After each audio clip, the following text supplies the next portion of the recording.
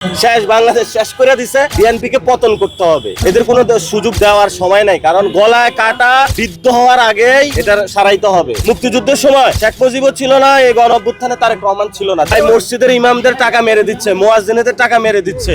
মির্জা ফখরুল ইসলাম এই 5 মাসে যারা বিভিন্ন জায়গায় হারছে, র্যাঙ্কিং এ বাংলাদেশের যত খারাপ লোক এগুলারে জেলা প্রশাসক বানাইছে, উপজেলা প্রশাসক বানাইছে, পৌরসভা প্রশাসক বানাইছে, সিটি কর্পোরেশনে বসাইছে। কে বসাইছে? মির্জা ফখরুল।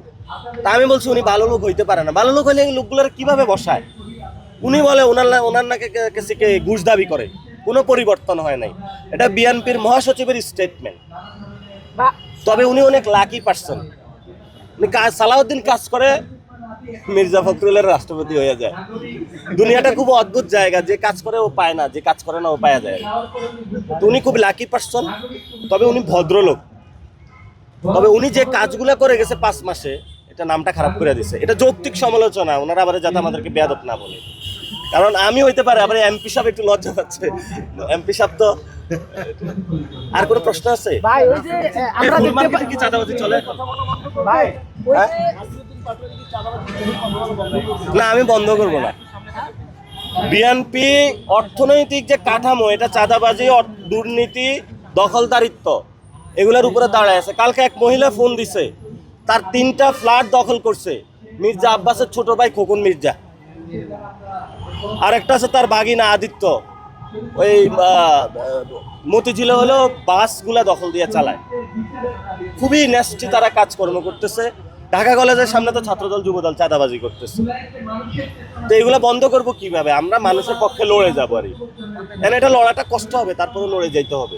পাটোয়ারি ভাই, আমরা দেখলাম প্রধানমন্ত্রীর যে খালাতো ভাইয়ের রাস্তায় হচ্ছে টাকা নিয়ে যাচ্ছে, আসলে তাহলে সাধারণ মানুষের কিভাবে? 2000 কোটি টাকা ব্যয় করে ফেলছে রিসার্চে, 2000 কোটি নাই। এবং আমরা খোঁজ পাচ্ছি বিভিন্ন জায়গায় যারা কার্ডে, মানে বিএনপি নেতা কর্মীদেরকে কার্ডে টাকা দিবে, এটার যে কাজ নিয়েছে, একটা যুবক 40 থেকে 45 হাজার টাকা পাচ্ছে। এটা মানে দলীয় নেতা কর্মীদের ভাগ্যটা 2000 কোটি করে দিছে। শেষ, বাংলাদেশ শেষ করে দিছে। বিএনপি কে পতন করতে হবে, এদের কোনো সুযোগ দেওয়ার সময় নাই, কারণ গলায় কাটা বিদ্ধ হওয়ার আগেই এটা সারাইতে হবে, না হলে গলার পুজ হবে, পরে অনেক কষ্ট হয়ে যাবে। শেখ হাসিনা সরাইতে যেমন 17 বছর লাগছে, বিএনপিকে ফালাইয়া দিতে হবে। ফালাইয়া দিয়া জনগণের মধ্যে দরকার হয় কৃষক, শ্রমিক, কুলি, মজুর, তাদেরকে ক্ষমতা দিতে হবে। তারা গণ অভ্যুত্থান করছে, বিএনপি গণ অভ্যুত্থানে ছিল না, তারেক রহমানের ছিল না। মুক্তিযুদ্ধের সময় শেখ মুজিবও ছিল না, এই গণ অভ্যুত্থানে তারেক রহমান ছিল না। ছিল না তো। এখন আইসা ওরা মাস্টার মাইন্ড দাবি করতেছে। সার্জিস আলম একটা ফেসবুক পোস্ট করেছেন যে মসজিদের ইমামদের যে সম্মানী ভাই, মসজিদের ইমামদের টাকা মেরে দিচ্ছে, মুয়াজ্জিনদের টাকা মেরে দিচ্ছে, এবং হেফাজতের কাছে গিয়ে তারা কথা বলার চেষ্টা করতেছে, কিন্তু লাভ হবে না।